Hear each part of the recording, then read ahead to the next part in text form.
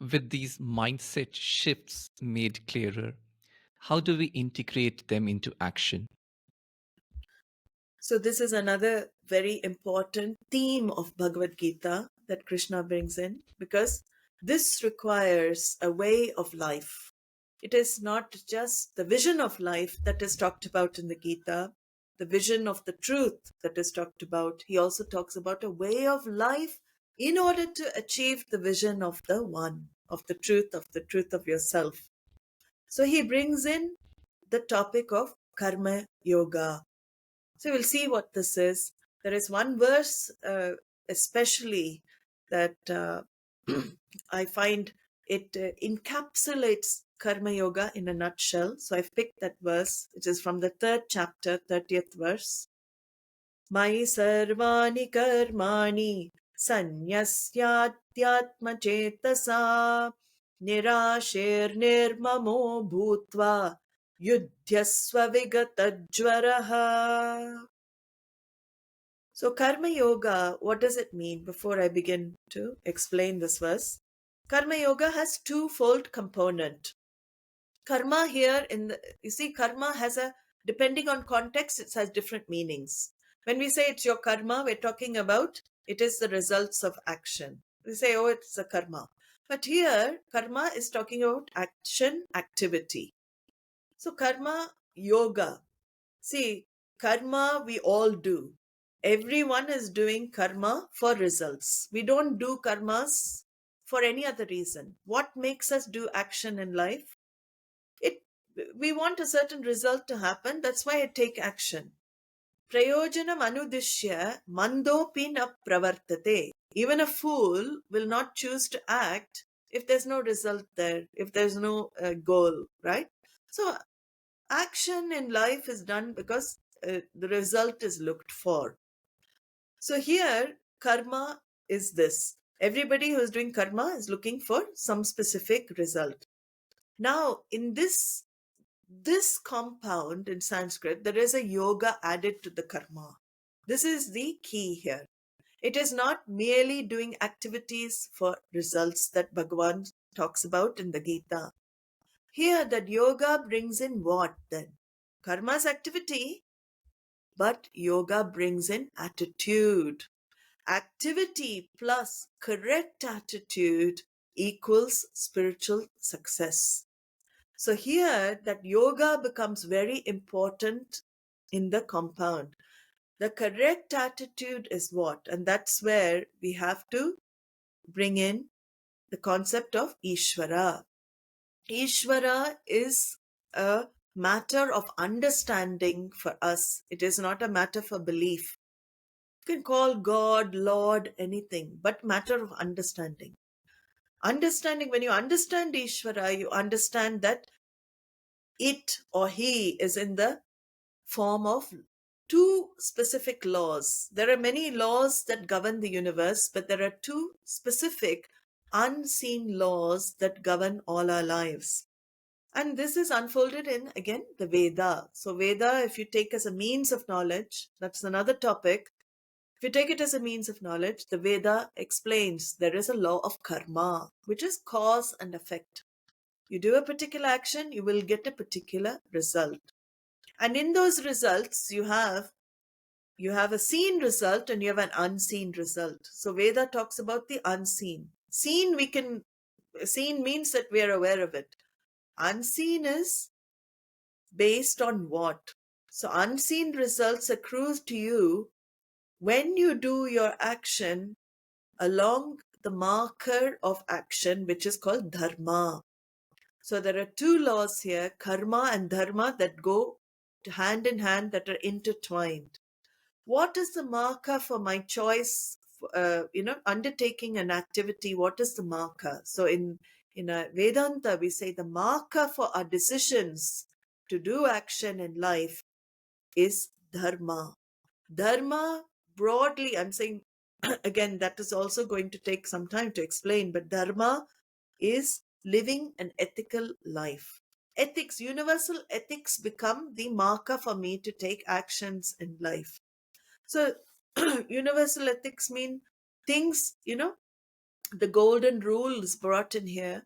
What I wish to be done to me by others, others also wish for the same, for me to do that to them, right? It's called the golden rule. Do unto others as you wish to be done by.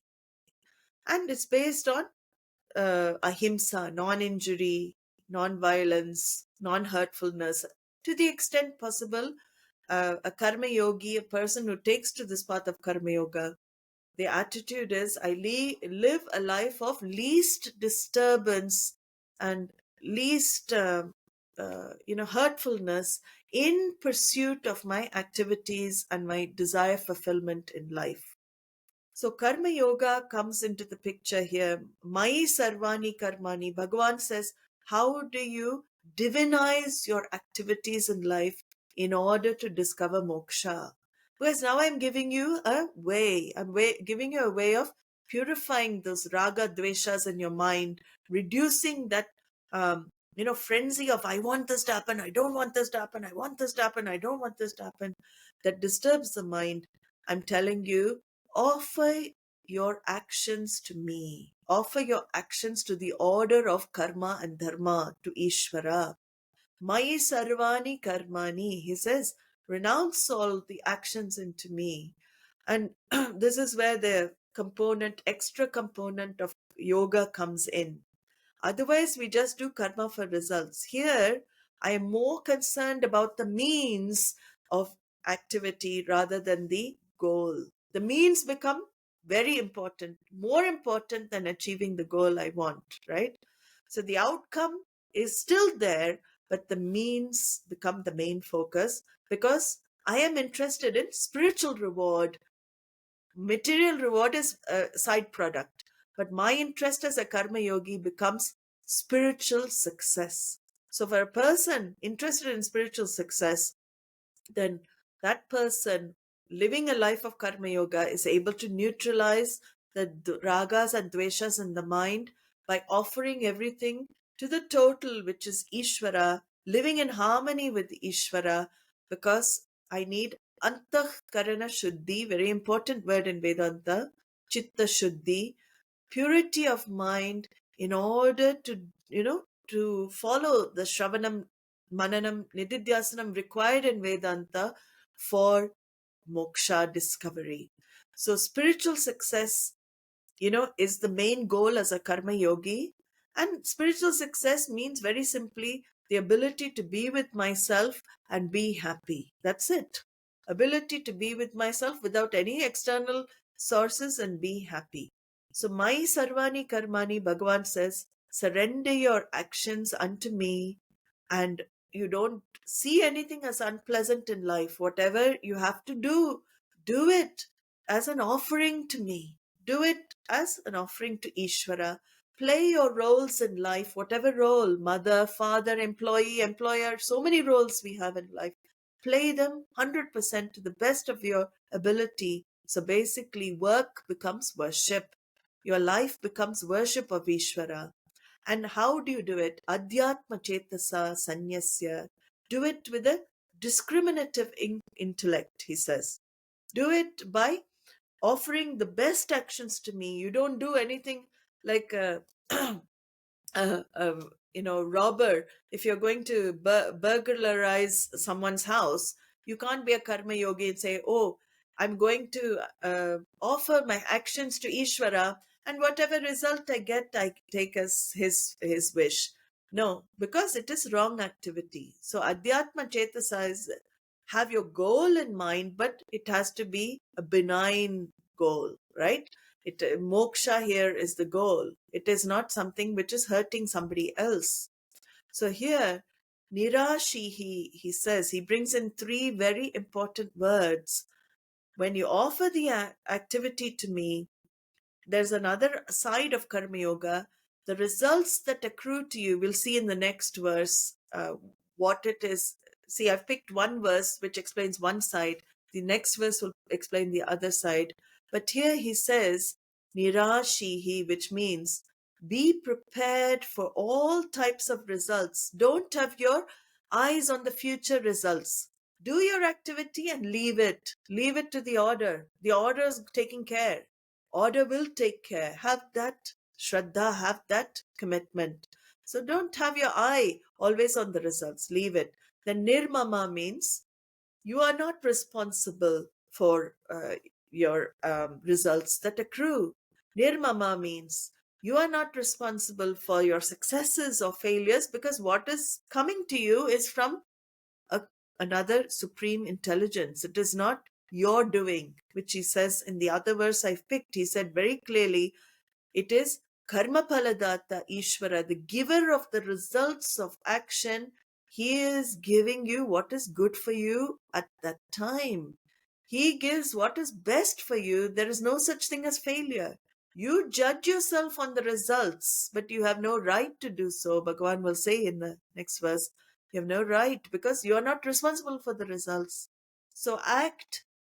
Don't think, don't worry about the future, what is going to happen. Don't have anxiety towards it. Nirāśīhi, nirmama. Don't claim the results and judge yourself success or failure. And vigatadjvaraha, which means without fever, literally without fever. Don't be so desperate for things to go your way. Don't have that sense of desperation, because you can even become, you can destroy your health, you can destroy mental and physical health. Have that lack of jvara, that desperation, because it is not in your hands anyway, Arjuna. And with that, he says, yudhyasva, fight. Of course, in the context of Mahabharata, he's telling Arjuna, fight. But in the context of all of humanity, he's saying, act, face your challenge in life. Don't run away from challenges. Yudhyasva means we're all fighting battles in our life. Maybe minor or major, but everybody has some kind of battle we have to face, the challenge. Don't run away from your battles in life. Face them. Face them with these three words. And without anxiety for future, without claiming the results as mine, success or failure, and without getting sick, mentally sick, too much wanting things to go your own way. Then the next verse, next couple of verses, he says, Karmanyevadhikaraste ma phaleshu kadachana ma karma phalaheturbuhu ma te sangostva karmani yogastah kuru karmāṇi sangam tyaktva dhananjaya siddhya siddhyo samo bhūtvā samatvam yoga uchyate. I'm going back a chapter now, but very famous verses, 47 and 48 of second chapter. Very famously oft quoted verse. Karmanyevadhikaraste. Here is where he brings in the other aspect of Karma Yoga, how you do your activity. So how you take the results. So how you do your activity was in the third chapter, mayi sarvāṇi. How do you take the results then? How do you become nirāśīhi? How do you develop nirmama? How do you become a vigatadjvaraha, without that fever? He says here, you have authorship only over action. You have choice only over action. You can choose to do, you can choose not to do, you can choose to do it differently. So only choice comes in action. But he says, never the results thereof. So here is where he brings in the other side of Karma Yoga. The results, he says, are in my hands. In this verse, he is subtly implying this result is in my hands. It is not in your hands.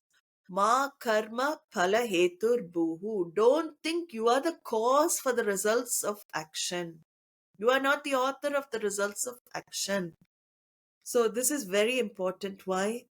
Because we think, I do this action, I am getting the result as a result of my activity. Here Bhagavan has disconnected that connection we have made. He is saying you have authorship only over action. What comes to you, it may not even tie with the activity you're doing now. That is the amazing thing. That's why some things that happen to us in life, I think how I was doing this activity, I was so dharmic, I was always living ethically, but why are bad things happening to me all the time?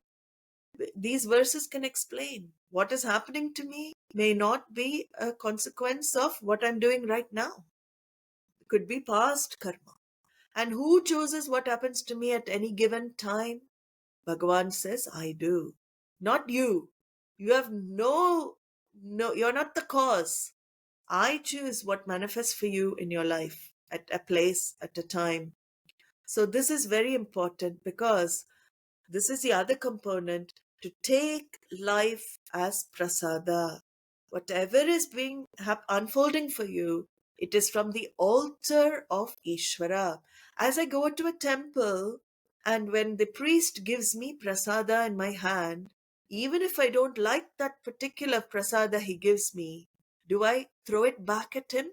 Do I give it back to the priest and say, I don't want this, please give me something else? No.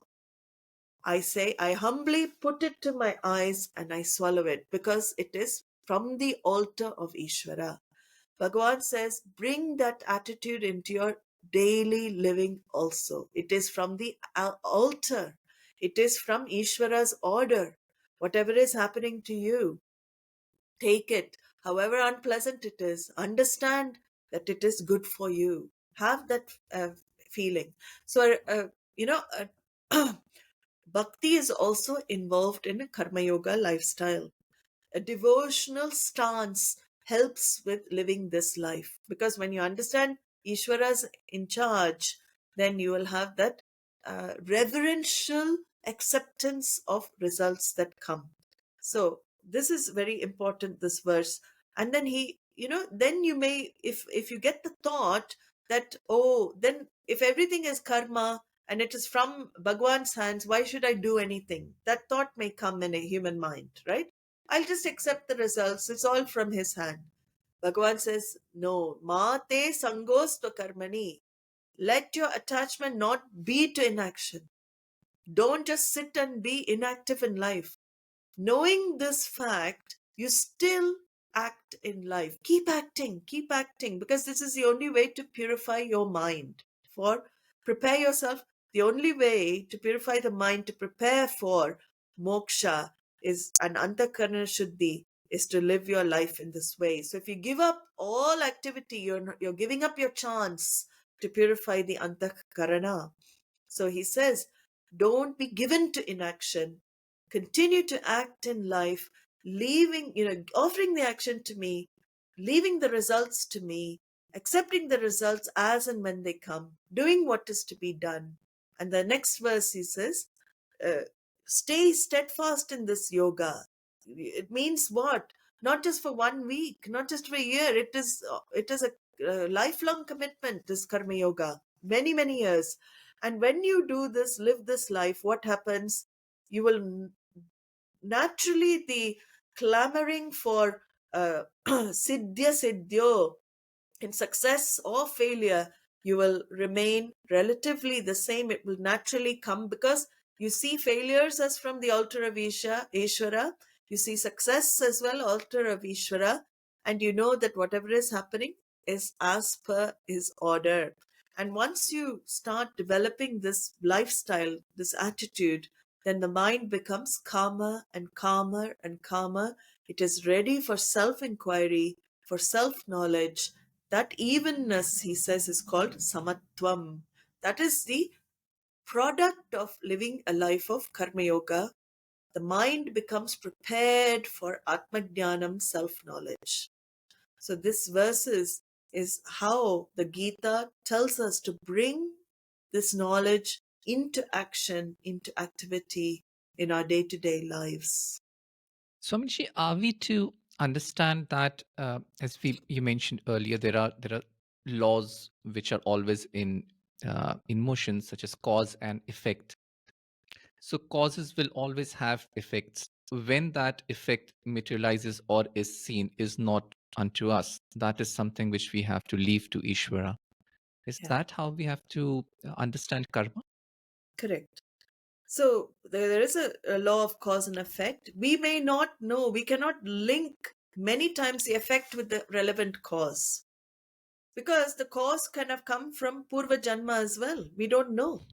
Previous lives Mm. are talked about also in Gita. We're not just one life and that's it. We're a continuum. All jivas, individuals, are continuum. There's no birth or death even for the for the sukshma sharira, the subtle body that transmigrates. So, we take body after body. Bhagavan talks about that, like we discard old clothes, we discard off this body. When the relevant karma is finished in this particular body, I discard this body and I move on to the next body. So I am a continuum. I'm not just here and now in this, for this life and that's it. So cause and effect, the cause could be so many janmantara we've had, could be another previous life. What is happening suddenly to me now is so disconnected from what I'm doing. Then how do we explain? That's where Bhagavan says, better you don't need to understand. I know the cause because he knows past, present, and future of all beings. He is omniscient, omnipotent, omnipresent. That is Ishvara. So will he not know what is the best way to evolve this jiva? See, we're not talking about physical evolution here, Darwinism. We're talking about spiritual evolution. Whole life is for spiritual success ultimately. We are born for spiritual success. So he gives us what we need at that particular time. And that is the Shraddha, the faith that one has to have. If you understand the teachings of Gita, he says very clearly, I am responsible for the results. You are not. So leave it in my hands. And you keep doing what is to be done, offering everything as puja. Ramana Maharishi said very beautifully in a text, Upadesha Saram. He said, Jagata Ishadi Yukta Sevanam Ashtamurti Brit Deva Pujanam. So Jagata Ishadi, this whole Jagat, the universe, is the form of the divine. Your puja, your altar is not limited to a tiny space in your house. The whole universe is your altar. So, with that attitude, do work as worship. Yukta Sevanam, take to this work as worship of this altar that is Ishvara. Jagata Ishadi Yukta Sevanam Ashtamurti Brit Deva Pujanam, because your work becomes worship. Deva Pujanam. This universe is in the eightfold form of the Lord. And with that attitude, work in the world, worship in the world. That is real puja, actually. Doing your work as worship. Swamiji, there is another word there, samatvam, Yeah. the evenness of mind, and it's often seen in different traditions, equanimity, and in various Yeah. terminologies. But one common objection comes is that if we are, well, a counterpoint, a very basic question is that if we are the same in success and failure, are we not missing out on the highs and lows of life? So yes, we are saved from the extreme sorrows, but didn't we also miss out the extreme joys which life gives us? Yeah.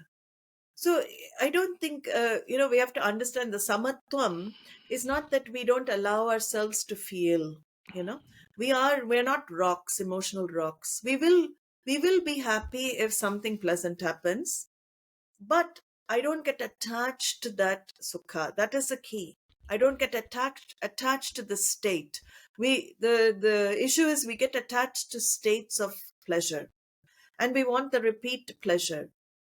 Even a wise person will be happy at pleasant things. Wise person can be happy at, pleasurable. A wise person can be happy eating gulab jamun, enjoy it, but he doesn't crave for a second experience, the same thing. So and then the same way, if some unpleasant experience happens, the person is, also accepts it. It is not like you go down with that. You see, so samatvam doesn't mean we become like emotional rocks and that we don't experience life. We experience, in fact, a karma yogi will enjoy life even more because he becomes more aware that Ishvara is there, and in moments of pleasure he senses Ishvara. Oh, Bhagavan has given this, how wonderful. In moments of pain he says Ishvara, oh, Bhagavan has given this, how wonderful, it's for my growth. Because Hmm. in pain, he's reducing my papa account. He's reducing my demerit account, karmic account. In pleasure, actually, my merit account is going down. So when painful situations, I should be happy because Bhagwan is reducing my demerit account, my papa account. How lucky. So pain or pleasure, a karma yogi, that is how called samattam. I'm able to see the good in all the, in fact, good and bad are only our vision of things. Everything in life, if you start seeing as good, that is called samattam. Then you're happy, you go with the flow of life. Right. So we have moved through the mindset shifts. We have seen how to integrate it into action. It's been really wonderful, Swamiji. What are the last parting thoughts which you would like to leave us with? So there is a verse, again in the third chapter, 21st verse.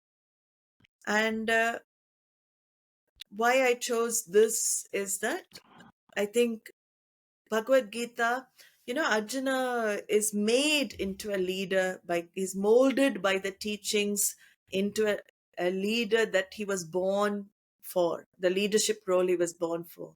He was already a special jiva, special individual.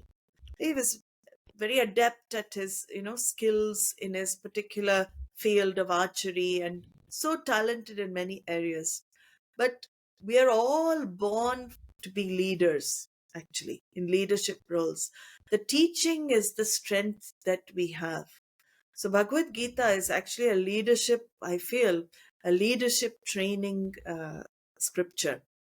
And there is a wonderful thing because once I develop that confidence in myself, the absolute confidence I discover, and I have that faith in myself, I can also impact many other lives, right? People look up to role models, people look up to uh, leadership positions. So I feel I took this verse, we will chant it, and I'll just explain the meaning. 21st verse of third chapter. Yadyadacharati shreshtaha tattadevetaro janaha sayat pramanam kurute lokastadanuvartate. It's an important responsibility on the part of people who develop that leadership ability. Shreshtaha means important person. Other people look up to that person. They may not be presidents or prime ministers, but somebody you are looked up to. These teachings have impacted your life, and you have discovered for yourself this independence, emotional independence, this freedom internally, and your way of life has become so clear. People see you and say, how this person is never affected by anything, how can this person maintain cheerful attitude and live life like this. People will start recognizing the uniqueness of a person who follows these teachings. Slowly people will see that. So here, sreshtaha yat yat acharati, Bhagavan says, whatever this person does, tattadeva acharati itara janaha, other people will also start doing the same thing. So so you have a responsibility, in society with these teachings to also share to others. That is how the teaching survives, how the teaching is transmitted. We can make a difference to other people's lives, but first Bhagavan says, you practice what you preach. Of course, we're not a preaching tradition, we're teaching, it's different. But you have to become the role model, walk the talk. There is a saying in English, simple living, high thinking is the whole Gita teaching as well. So after having taken these teachings up, I practice the teachings, see the result for myself, and I also take up the role to share this knowledge with others. That is important also, because that helps you when you share. First of all, it's a plus situation. You help yourself through sharing, and you are also impacting others' lives as well. So if your destiny puts you in a place where you can impact other people, then it is our duty to help guide them on the path of real happiness, how to discover real happiness for oneself, and how, saha yet pramanam kurute means that your life becomes a message for others. The way you live becomes a message for everybody else. So this verse became, I wanted to leave with this verse, because people don't only listen to words all the time. Don't do this, do this, do that. Once you implement the teachings in your life, your actions, very actions, will speak louder than words. People they will come to you and say, I notice a big change in you. What has happened? You used to be very reactive, but I find you're very calm. You're able to take situations in your stride. You're able to face challenges you were not. That's when you can say, this is the knowledge of the Gita that has impacted. The knowledge of Vedanta has changed, transformed, because it does have a transformatory effect. It cannot but transform. That is the brilliance of Krishna's teachings to Arjuna. And then, Swamiji, just to leave, Swamiji used to say, a true leader is one who transforms others into leaders. So you can imagine it's like a domino effect. You discover your own strength and your own capacity. You can transmit that to others and make their lives better. Right. And I mean, even if one is not a president or prime minister, I think everybody is looked at by other people, even in a small household. Correct. He or she might be impacting maybe one person or two-person, but the effect in action probably goes much further than simply speaking words. Swamiji, it's been really wonderful, and thank you so much for taking so much. I mean, taking out the time in your day. Gone We quite went over time, but it was yeah. yeah, it was really really wonderful the way you guided us. And I think these 11 verses, as you said, right? We have 700 verses, but just just getting started with these, just getting an idea of the landscape. This is the problem set. This is how we can solve it, and if we can even implement or understand, really understand even one or two of these verses, I think the change has to happen, as you said. Yeah. As I Uh, said, the it's study of the and Gita, a lot of gratitude 700, towards.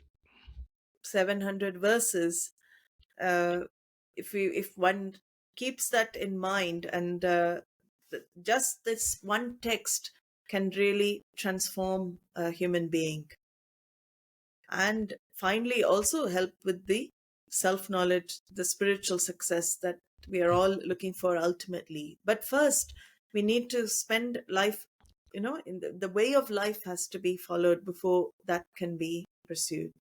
Thank you again, Swaminiji. A lot of Yeah. gratitude and a lot of thanks uh, to you. Thank you Been a so much pleasure, to you. and I hope people benefit from teachings of Gita. My prayers to Bhagwan to transform the world through these great teachings of his. Hari Om.